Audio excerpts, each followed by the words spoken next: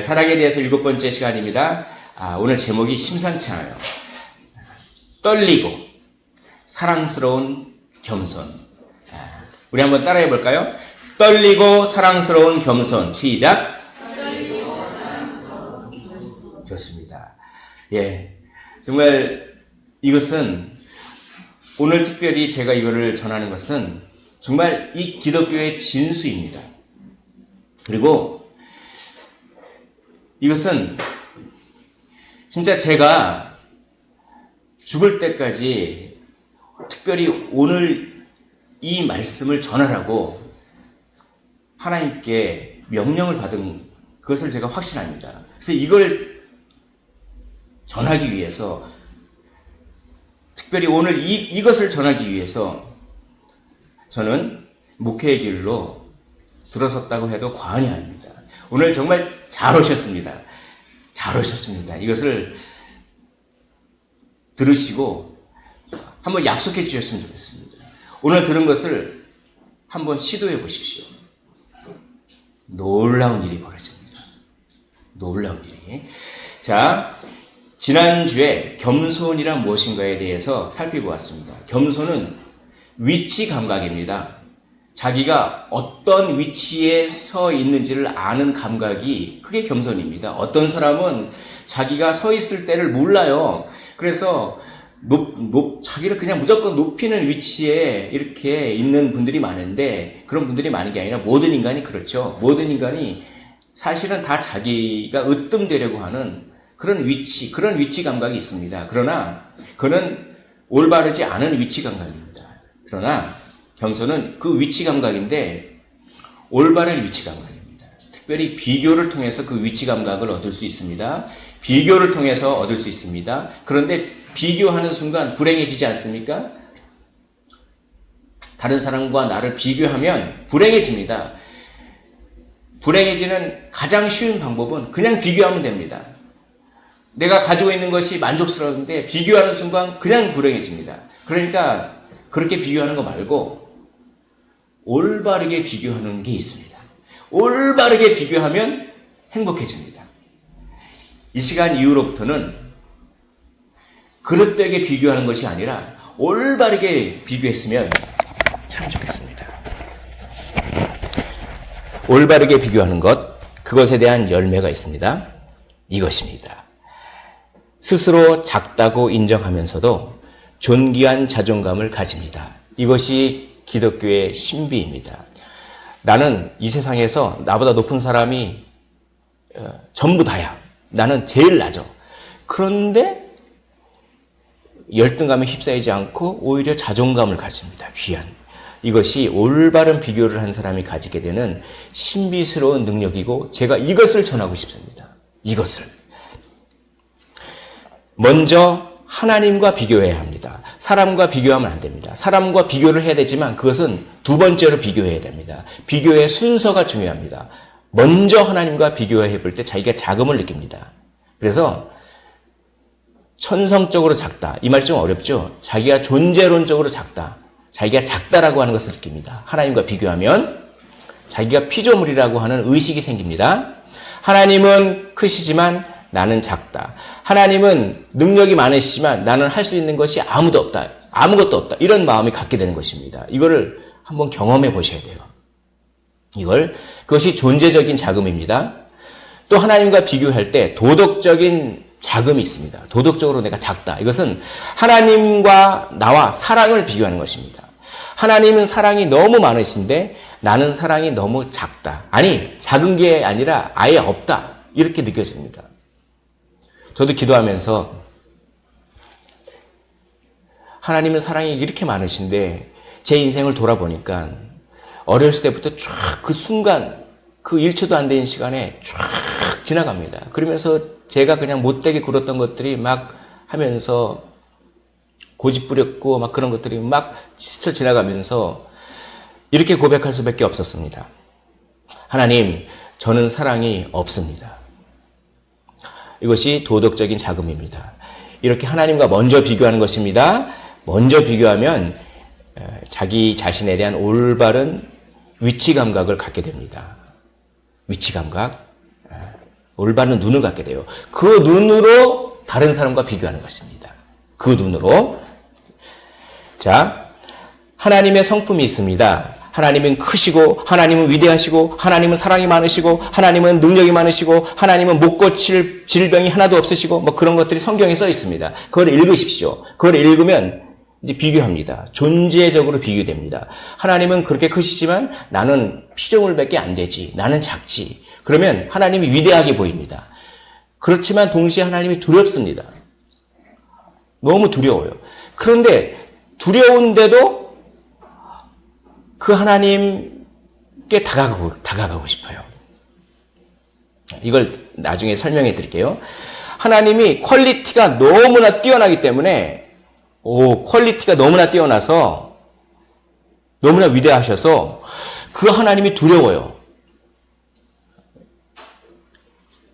그런데 하나님이 퀄리티가 뛰어나기 때문에 동시에 하나님이 사랑스럽습니다. 이것이에요. 두 번째로 하나님의 성품이 있는데 그것을 도덕적으로 비교합니다. 그러면 하나님은 사랑이 무한대신데 나는 사랑이 너무나 없다라고 하면서 어떤 마음이 드냐면 나는 심판받아도 할 말이 없다. 내가 이때까지 한 짓을 생각해봐라. 내가 이때까지 정말 하나님께 대해서 그리고 사람들에 대해서 한 짓을 생각해봐라. 나는 심판받아도 마땅하다. 변명의 여지가 없다. 이런 의식이 생깁니다. 그런데 벌어질 줄 알았던 내가 받아들여지는 것입니다. 왜냐하면 하나님은 사랑이 탁월하시고 사랑이 무한대시기 때문에 그렇습니다. 그래서 도덕적으로 비교하면 사랑받을 수 있는 죄인, 이게 중요합니다. 우리 한번 따라해 볼까요? 사랑받을 수 있는 죄인. 다시 한번 사랑받을 수 있는 죄인. 이게 기독교만에 있는 독특한 사상입니다. 이 사랑받을 수 있는 죄인은 하나님을 의지할 수 있습니다. 왜냐하면 하나님께 내가 사랑받고 싶어서 하나님 저 사랑해 주세요 라고 자꾸 부모님에게 어린아이가 막 안기듯이 안깁니다. 근데 내가 죄인임에도 불구하고 안겨요. 죄인임에도 불구하고 나는 심판받아 마땅할 사람이어서 하나님이 두렵지만 그래도 안깁니다. 하나님이 두렵지만 하나님이 나를 품어주실 수 있다고 하는 믿음이 있기 때문에 하나님이 사랑이 탁월하기 때문에 그런 마음이 생깁니다. 그래서 회개하게 되고 하나님을 경외하게 됩니다. 하나님을 사랑하면서도 두려워하는 것을 경외라고 합니다. 하나님을 두려워하면서 사랑하는 것이 경외입니다. 그리고 자기 자신의 올바른 위치 감각을 생겨서 그 눈으로 다른 사람들을 바라보게 되는 것입니다. 그것이 바로 겸손입니다. 먼저 하나님과 비교하여 작다고 하는 의식이 생기고 그렇게 되면 자기 자신에 대한 올바른 눈, 위치 감각이 생기고 그 눈으로 그리고 사람들과 비교하여 작다는 의식이 생기는데 이거는 시기심이 안 일어납니다. 이때는. 열등감이 안 생깁니다. 이때는. 사람과 비교해도. 먼저 하나님과 비교했기 때문에. 하나님으로부터 받아들여졌다고 하는 그것 때문에 내가 그만큼 가치가 있고 존귀한 자라고 하는 것 때문에 다른 사람들과 비교해서 열등감 같은 것들을 극복할 수가 있는 것이죠. 우리의 가치는 창조주이신 예수님이 우리를 위하여 죽을 정도로 존귀한 가치인 줄 믿습니다. 그겁니다. 그러나 우리가 너무나 하나님과 비교해보면 너무나 죄인이기 때문에 나보다 더 큰 죄인은 없다라고 하는 마음이 생깁니다. 나보다 더 큰 죄인은 없습니다. 이 세상에 나보다 더 큰 죄인은 없어요. 제가 제일 큰 죄인입니다. 이런 마음이 각자가 생기기 때문에 다른 사람들과 비교해도 내가 제일 작다. 이런 마음이 생깁니다. 그러나 그럼에도 불구하고 나는 하나님께 받아들여졌다. 그러니까 이 세상에서 내가 제일 작지만 나는 존귀한 자다. 이게 생깁니다. 이거를 한번 경험하면 이걸 전하지 않고서는 견딜 수가 없게 되는 것입니다. 저는 오늘 성도 여러분들께서 이것을 경험하시기를 주님의 이름으로 간절히 축원을 드립니다. 자, 하나님은 크시지만 나는 무한히 작다. 이게 존재적 자금입니다. 하나님은 모든 것을 하실 수 있지만 나 스스로는 아무것도 할 수 없다. 이것이 존재적 자금입니다. 이런 대사가 막 나오게 됩니다. 그리고 하나님은 사랑이 무한하시지만 나는 이기적일 뿐이다. 이건 도덕적인 자금입니다. 이것을 통해서 하나님이 인도하시고 나는 기꺼이 복종한다. 하나님이 인도하시고 나는 즐겁게 복종한다 라고 하는 위치감각, 그런 겸손이 생기는 것입니다. 이런 겸손이 생기면 불평불만이 싹 사라집니다. 왜냐하면 그 상황도 하나님께서 허락하신 것이기 때문에 하나님께서 그 상황을 인도하시고 나는 기꺼이 복종한다. 그렇기 때문에 불평이 다 사라져요.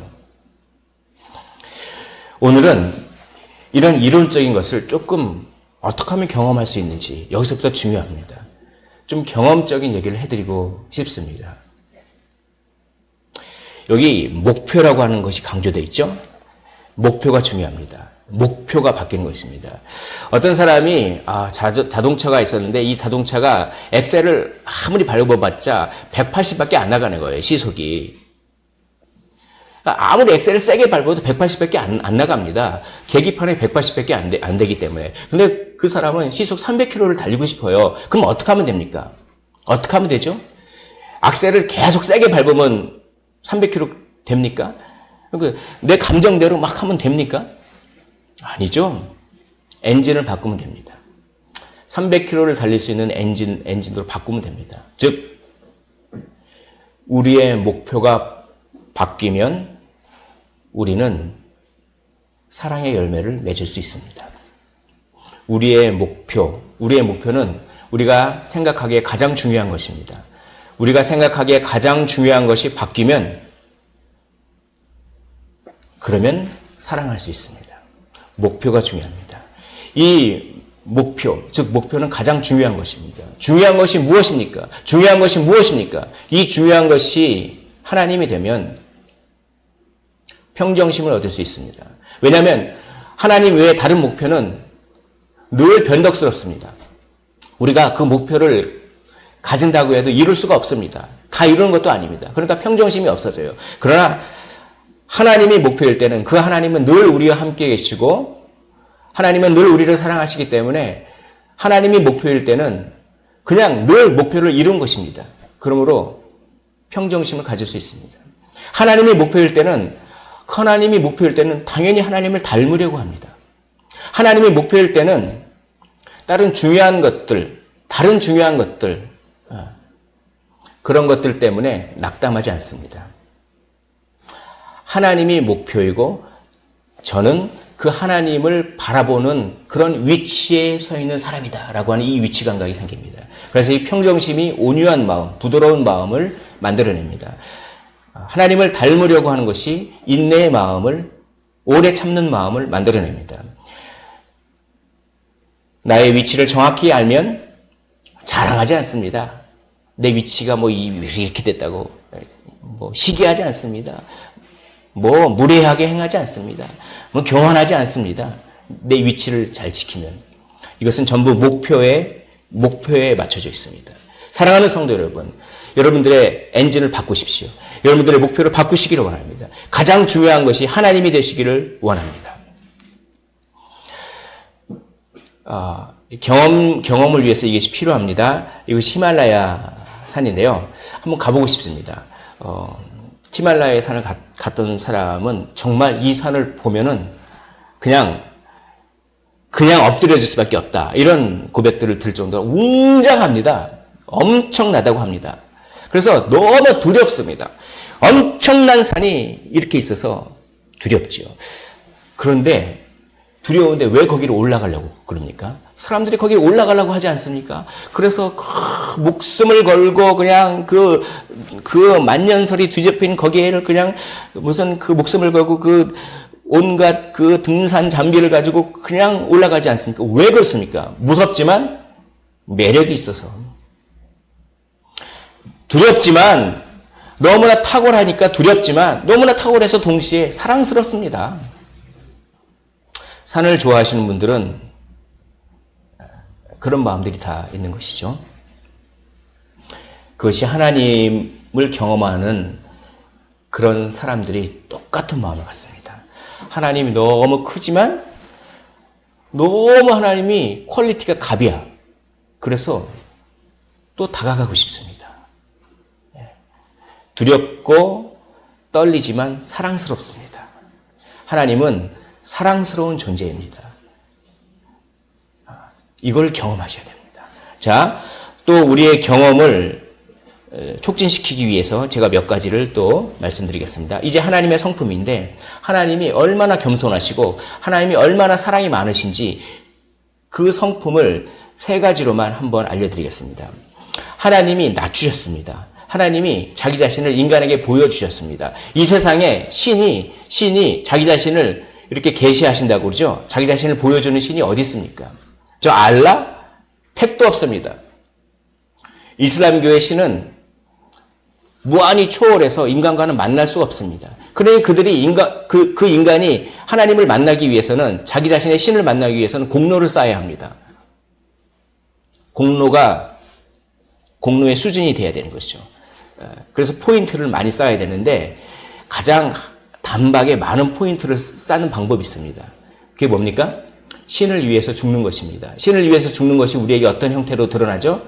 그 자살 테러죠. 그게 거룩한 홀리 워 해가지고 거룩한 성전 해가지고 그 다 하나님을 만나기 위해서 자기 자신의 신을 만나기 위해서 그런 행태들을 벌이는 것입니다.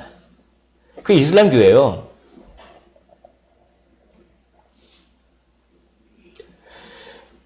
불교도 마찬가지죠. 불교도 인간의 어떤 노력으로 신을 찾아가는 것입니다.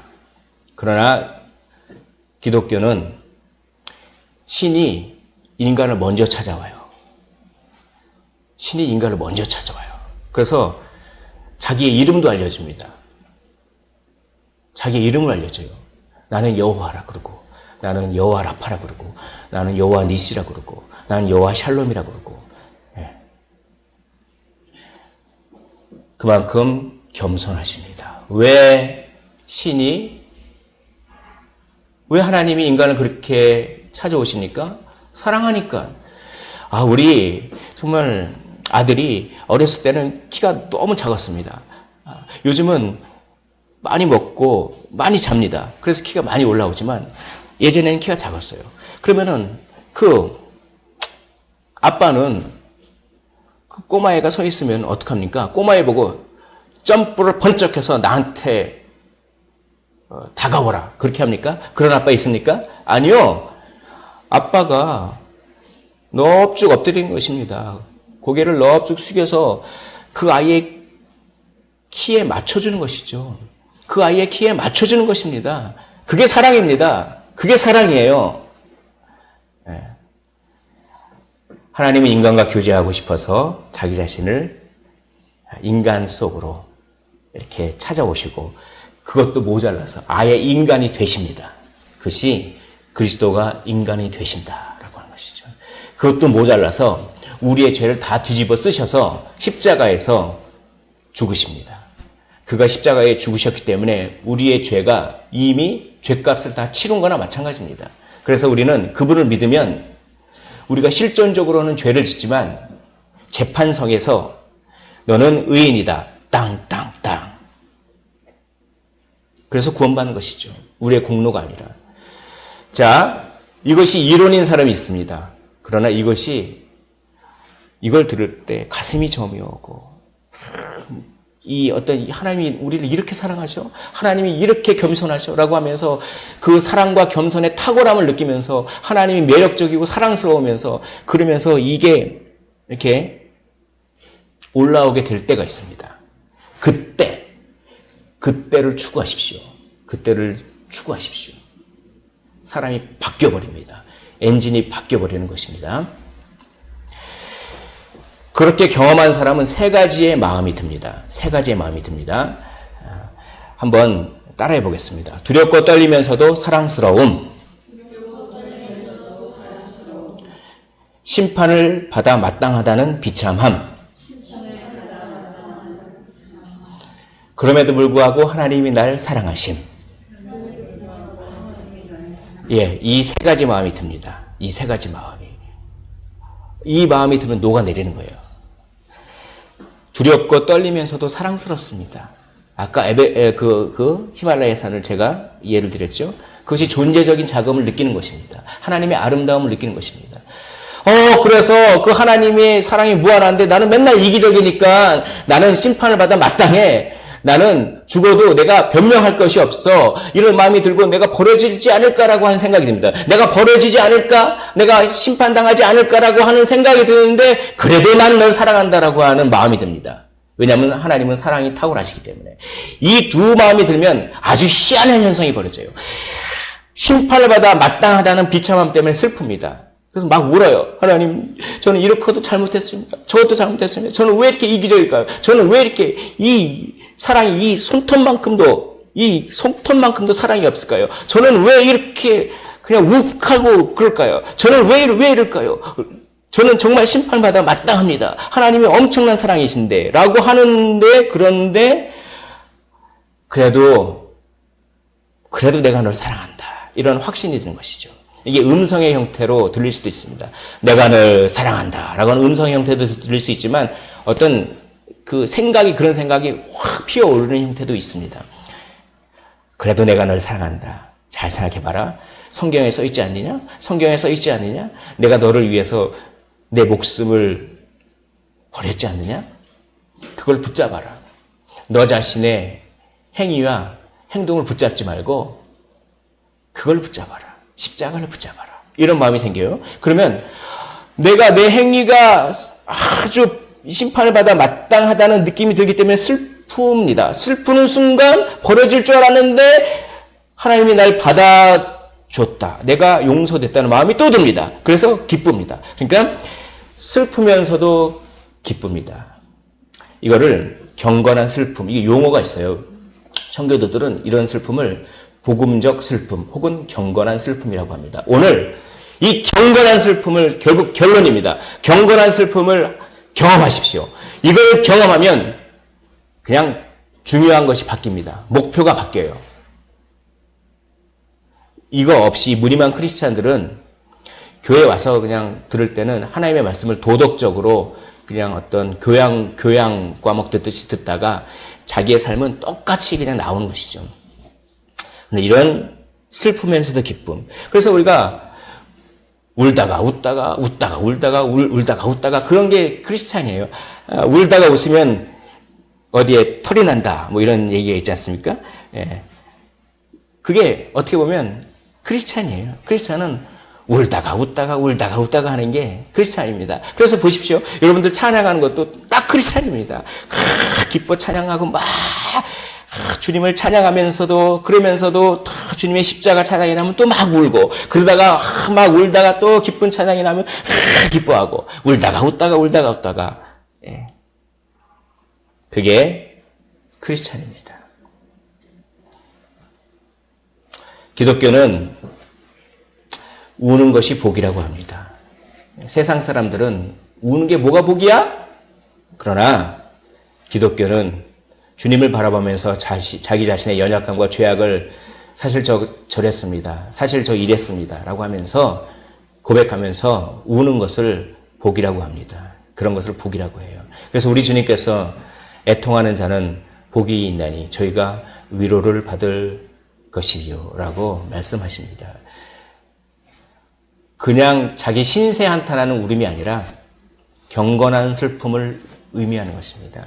내 자신의 연약함과 죄악을 다 주님께 올려드릴 때 느끼는 그 애통함, 몇 시간이 울게 됩니다.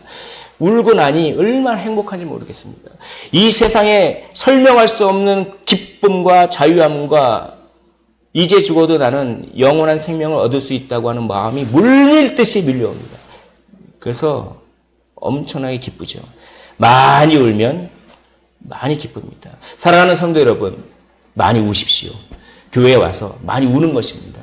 울면 울수록 복을 받습니다. 많이 울면 많이 기쁩니다. 마음이 가난한 자는 복이 있습니다. 마음이 가난한 자는 도덕적으로 작다라고 하는 것을 그리고 존재적으로 작다라고 하는 그것을 그래서 겸손한 자가 바로 마음이 가난한 자입니다. 그 마음이 가난한 자는 울게 돼 있습니다. 도덕적으로 작고 존재적으로 작은 사람은 울게 돼 있습니다. 울면서 웃게 돼 있습니다. 그러므로 마음이 가난한 자는 복이 있나니 그 다음에 순서가 어떻게 됩니까? 애통하는 자는 복이 있나니 이렇게 되는 것이죠. 우는 자는 겸손한 자이며 겸손한 자는 위로와 복을 받습니다. 여러분, 진정한 의미로 많이 우십시오. 많이 우십시오. 그래서 한국 남자들은 울고 싶어도 잘 못 우니까 술을 의지합니다. 울고 싶을 때는. 눈물은 치료에 효과가 있습니다. 그러나 그런 종류의 눈물도 치료에 효과가 있지만 정말 이 하나님의 말씀에 사로잡혀 우는 눈물은 치료뿐만 아니라 사람을 재창조해버립니다. 그런 슬픔을 경험하시기를 주님의 이름으로 축원을 드립니다. 그래서 이 경건한 슬픔을 가진 자는 위치 감각이 생기는데 하나님의 방식을 찬성하는 마음이 생긴 것입니다. 하나님의 방식을 찬성하는 마음이 생기고 하나님이 가장 중요하다. 목표가 바뀌어버리는 것입니다. 하나님이 가장 중요하다. 그 외에는 다른 것은 중요하지 않다. 그러므로 하나님의 방식을 찬성한다. 토마스 헬리버튼이라고 하는 몇백 년 전 사람이 그렇게 경험을 했습니다. 그 사람은 엄청난 공경에 빠져 있었습니다. 엄청난 고난에 빠져 있었습니다. 그래서 기도를 드리고 있었습니다. 나는 대단한 공경에 빠져서 아주 은밀한 기도를 드리고 있었습니다. 바로 그때 주님께서 나를 찾아왔었습니다. 그리고 내 마음에 빛을 쫙 비춰줬습니다. 이 빛이 확 비치는 그런 빛이었을까요? 그건 잘 모르겠습니다. 사람마다 경험하는 게 틀리니까. 아무튼 빛이 확 비쳤습니다. 그 빛을 이렇게 설명합니다. 그 사람은 예수 그리스도의 얼굴에 있는 하나님의 영광을 아는 지식의 빛을 비춰주신 것이다. 이렇게 설명합니다. 그러더니 이 주님이 너무 아름답게 느껴집니다. 주님은 사람의 어떤 아들들보다, 그러니까 사람들이죠. 주님은 사람들보다 더 아름답습니다. 그리고 주님의 아름다움과 사랑스러움을 막 느낍니다. 이 빛이 과연 어떤 빛일까요? 어떤 사람들은 이 빛이 진짜로 빛이 쫙 들어오는 것 같은 느낌을 받을 수 있고, 바울 같은 경우는 성경에 있는 바울은 진짜 햇빛보다 더 큰 빛이, 강렬한 빛이 들어와서 자기 눈이 멀어버릴 정도로 빛이 들어왔습니다. 그러나 어떤 형태의 빛인지는 모르겠지만 이 기독교에서 빛이다, 예수님은 빛이다 이런 말 많이 하죠. 그러나 궁극적으로는 똑같습니다. 물리적으로는 어떻게 될지 몰라지만 궁극적으로는 뭐냐면 새롭게 깨달아지는 것입니다. 이렇게 고백합니다. 전에 나는 문자에만, 글자. 나는 문자에만 익숙해 있었다. 그러나 이제 주님의 말씀은 영과 생명이었다. 하나님의 말씀을 그냥 문자적으로 읽었어요. 그런데 어느 순간 빛이 들어오면서 그 결과가 뭡니까? 이게 이런 뜻이었구나 라고 하면서 하나님께서, 예수님께서 십자가에 못 박혀 죽으셨다는 것은 워낙 많이 말해서 교회 안 다니는 사람도 압니다, 그거는. 근데 그런 지식이 새롭게 되는 것이, 이게 이런 뜻이었어? 새롭게라고 합니다. 떨리기 시작하는 것이죠.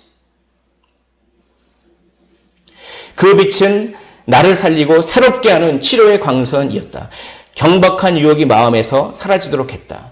그 빛은 이전부터 갖고 있었던 지식을, 옛날부터 알고 있었던 지식을 개선시켜 주었다라고 합니다. 전에는 의무를 감당하지 못하고 버림받을까봐 두려워하는 슬픔이었지만 내가 율법을 이것도 못 지키고 저것도 못 지키고 하나님의 말씀을 이것도 못 지키고 저것도 못 지키고 그래서 내가 버림받지 않을까라고 두려워하는 슬픔이었지만 이제 경건한 슬픔은 즐겁고도 달콤한 것으로 은혜에 보답하겠다는 생각에서 나오는 것이다 라고 고백합니다. 내 자신이 무가치하다는 것을 인정하면서도 난 작다 이것을 인정하면서도 나는 기쁘다. 이러한 슬픔을 만나면 오히려 그것은 내 활동의 샘의 근원이 된다. 이게 뭡니까? 이렇게 실컷 놀고 나면 의욕이 생긴다는 얘기입니다. 그러니까 주님 앞에서 실컷 놀면 막 낙담했다가도 주님 앞에서 그냥 주여 하면서 실컷 울면 우리 어머니 세대들이 그랬잖아요. 금요철에 가가지고 주여 하면서 그냥 실컷 울었잖아요. 실컷. 그러면 뭐가 생깁니까? 남편이 고생시키고 자식들이 고생시켜도 그래서 그냥 도망가버려? 그런 마음이 생기더라도 그냥 금요철에 와가지고 딴 거 없습니다. 뭐 세련된 거 없습니다. 그냥 주여 하면서 실컷 울었잖아요. 울면 어떻게 됩니까? 그것은 내 활동의 샘의 근원이 된다. 의욕이 생깁니다. 그래서 참는 거예요. 그래서 믿음의 유산을 우리들에게 물려주신 것이죠. 이 빛의 분명한 효과는 하나님의 방식을 인정하는 것입니다. 이제는 모든 것이 다 하나님의 방식이었군요. 내가 나를 괴롭히는 사람을 만나는 것도 하나님의 방식이었군요. 내가 돈을 조금 못 버는 것도 하나님의 방식이었군요. 내가 돈을 좀 많이 버는 것도 하나님의 방식이었군요. 내가 이런 상황에 처해 있는 것도 다 하나님의 방식이었군요. 라고 하면서 하나님의 방식을 사랑하게 됩니다. 왜냐하면 목표가 바뀌기 때문에요. 그렇습니다. 나는 내가 의지하던 것이 무너지지 않을까 하는 쓸데없는 두려움에서 벗어났다. 내가 의지하는 집, 내가 의지하는 자동차, 내가 의지하는 재산, 내가 의지하는 건강, 내가 의지하는 배우자, 내가 의지하는 자녀, 내가 의지하는 미래의 어떠함을 잃어버리지 않을까 하는 쓸데없는 두려움에서 벗어났다는 것입니다. 경건한 슬픔을 통하여 나는 주님께서 지정해 주신 규례들을, 그러니까 하나님의 말씀이죠, 따를 마음이 생겼고 더욱더 생기발랄해졌다. 놀랍게도 깜짝 놀랐습니다. 400년 전에, 이분이 1600년대죠. 벌써 400~500년 전에 이분의 이 경험은 10년 전에 제가 했던 경험과 너무나 똑같았습니다. 너무나 똑같았어요. 저는 그게 내 심리적인 작용이 아닐까? 이런 생각을 했습니다.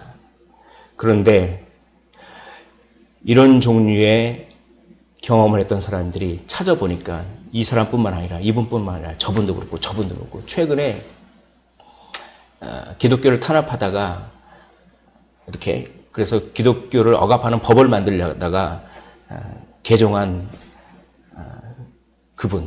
그분이 불교 승려였기도 했죠. 그분의 강연을 제가 많이 듣습니다, 요즘에. 거의 똑같아요. 거의.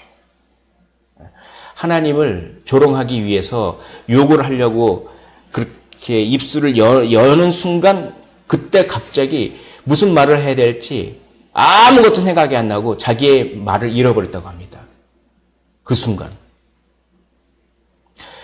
그분이 참 재밌는 게 기독교를 핍박하기 위해서 성경을 읽었어요. 성경을 엄청나게 열심히 읽었고 CTS 같은 데서 설교를 그렇게 많이 들으면서 설교를 하는 족족 목사님들이 설교를 하면 그걸 막 비방했다고 합니다. 비방했다고 해요. 그런데 그날따라 갑자기 꼬꾸라지게 된 것이죠. 저는 그래서 그렇게 생각합니다. 그게 악한 동기에서든지 선한 동기에서든지 하나님의 말씀은 계속 입력이 됐죠. 그런데 어느 순간 그 말씀이 새로워져 버린 것입니다. 어릴 때부터 나는 왜 살아야 되지? 그래서 20살에 막 출가해서 승려도 돼보고 막 수행을 따면 내가 왜 살아야 되지? 그걸 알 수 있을 것 같아서 그랬답니다. 전혀 몰랐답니다. 그러나 예수님을 만나고 나서 내가 왜 살아야 되는지 나의 목표가 완전히 바뀌어버리고 너무나 이 자유로운 모든 현대 철학자들은 다 불안을 다루고 있습니다. 우리는 그냥 불안해요. 사람은 그냥 불안합니다.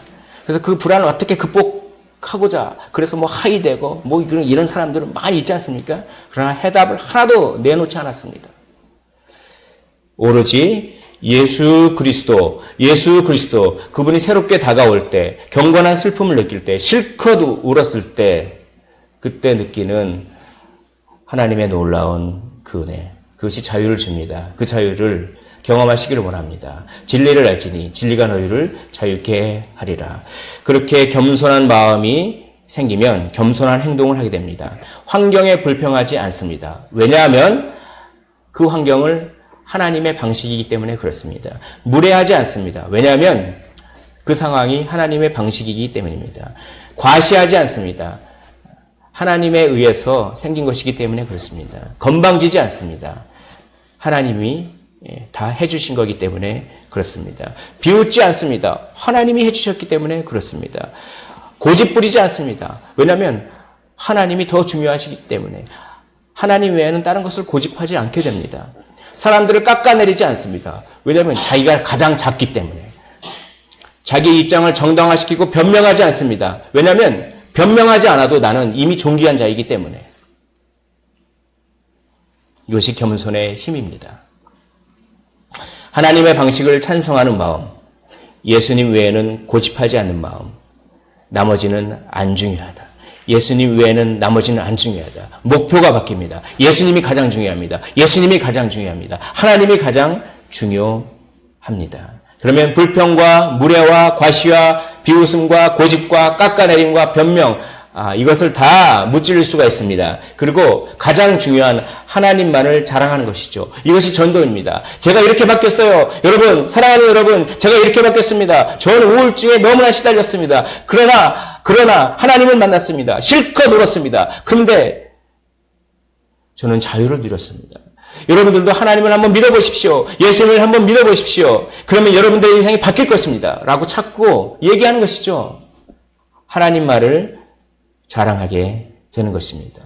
우리가 죄인일 때는 하나님 외에는 중요한 것이 없습니다. 그러나 우리가 의인이 되는 순간, 우리가 옳다, 내 자신이 옳다라고 의인이 되면 하나님 외에도 중요한 것이 넘쳐납니다. 그런데 중요한 것은 이 하나님 외에 중요한 것들이 우리를 괴롭힙니다.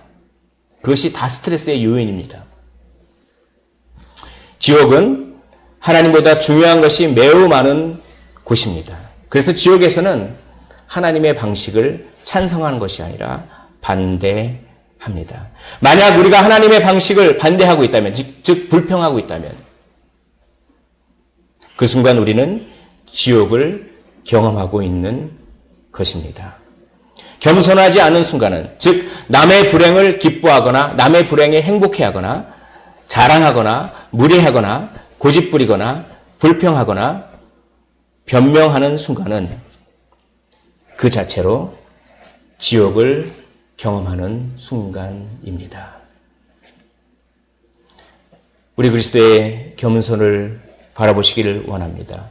그는 근본 하나님의 본체시나 하나님과 동등됨을 취할 것으로 여기지 아니하시고 오히려 자기를 비워 종의 형체를 가지사 사람들과 같이 되셨고 사람의 모양으로 나타나사 자기를 낮추시고 죽기까지 복종하셨으니 곧 십자가에 죽으심이라.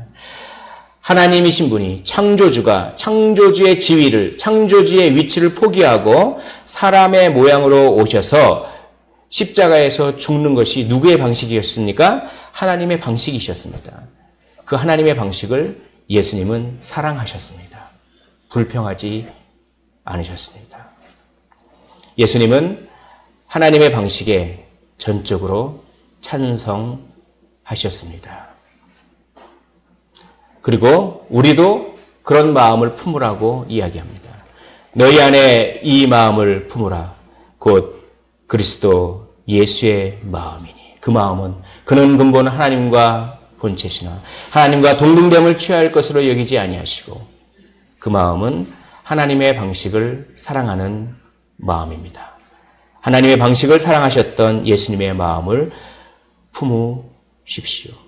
사랑은 떨리고 사랑스러운 겸손입니다.